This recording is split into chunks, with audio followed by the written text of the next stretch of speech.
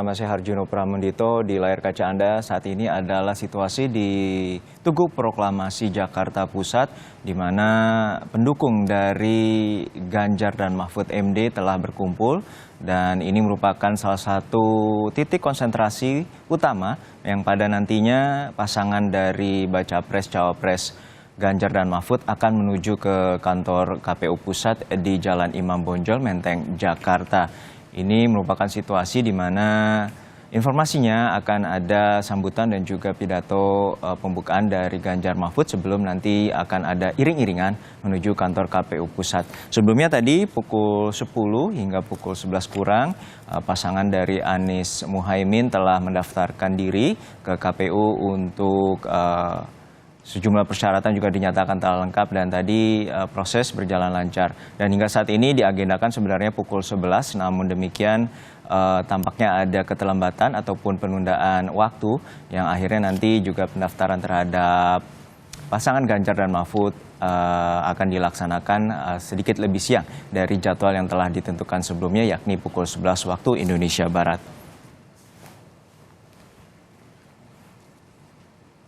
Saat ini kami telah terhubung dengan pengamat politik dari Parameter Politik Indonesia, Mas Adi Prayitno. Selamat siang Mas Adi, sama Juno di Kompas TV.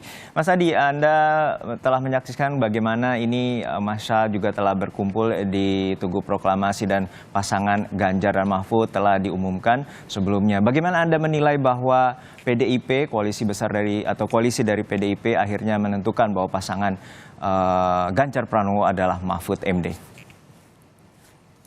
Ya, saya kira tentu pemilihan Mahfud MD sebagai pendamping Ganjar ini melalui proses yang cukup panjang, melalui pertimbangan-pertimbangan yang cukup matang, terutama sudah dikomunikasikan antar ketua umum partai ya. Karena sejak awal nama-nama yang punya nama besar untuk bisa berdampingan dengan Ganjar itu bermunculan. Ada Sandi, kemudian juga sempat muncul nama Erick Thohir, Andika Perkasa, ada Hovifah, dan seterusnya dan seterusnya.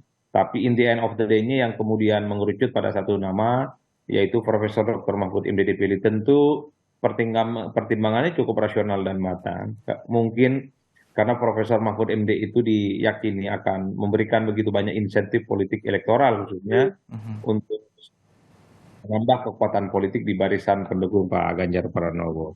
Jadi itu yang sebenarnya bisa dilihat secara umum. Satu. Yang kedua, tentu sangat menarik karena memang bicara tentang Mahfud MD itu adalah bicara sosok yang saya kira bukan hanya punya popularitas, bukan hanya cukup digandrungi dan disukai oleh publik.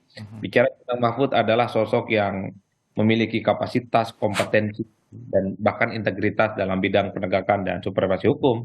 Jadi di tengah hingar-bingar terkait dengan hasil Mahkamah Konstitusi beberapa waktu yang lalu, seakan-akan sosok Mahfud MD itu sangat relevan ya dimunculkan sebagai figur yang selama ini memang dianggap sebagai pendekar demokrasi, pendekar hukum yang memang selalu lurus ya dalam menegakkan peraturan-peraturan, terutama ketika beliau menjadi ketua Mahkamah Konstitusi beberapa tahun silam ya.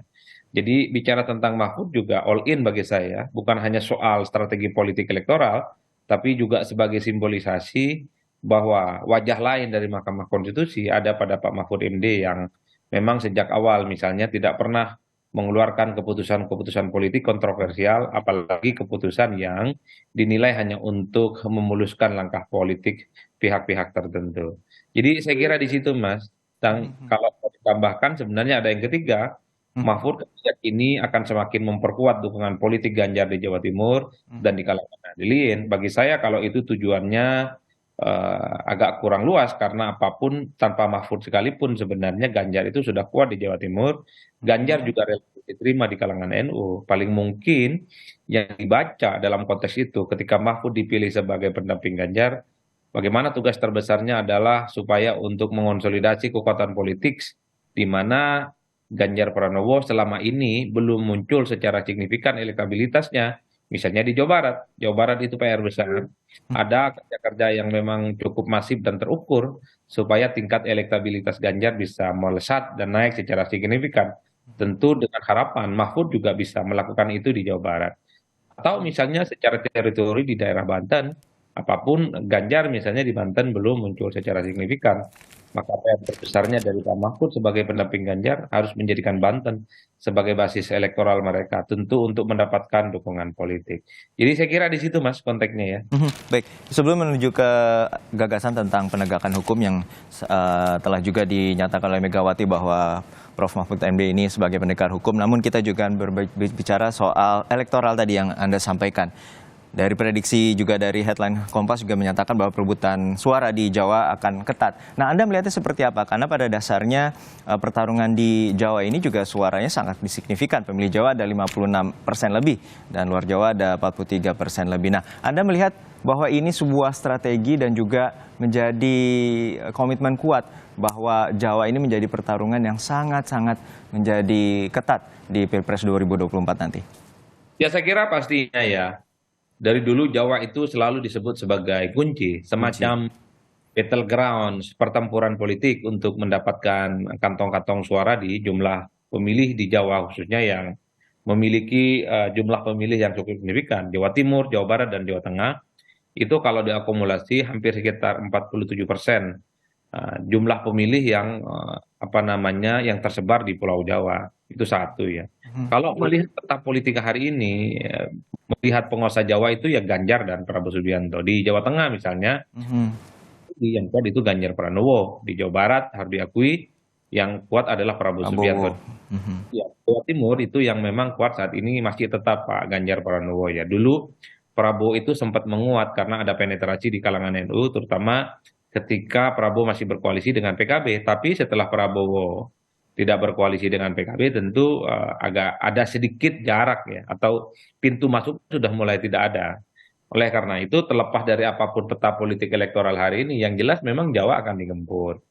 Terkait dengan Mahfud MD yang dipilih, selain hal-hal yang sudah saya sebutkan tadi, saya menduga Mahfud itu dipilih sebenarnya untuk menambah kekuatan politik di apa namanya basis-basis non Jawa ya di luar Pulau Jawa. Dari data survei Kompas yang beberapa waktu yang lalu saya dapat, Mahfud itu kalau dalam posisi cawapres adalah sosok yang paling kuat di pulau apa namanya di luar Pulau Jawa, Mas.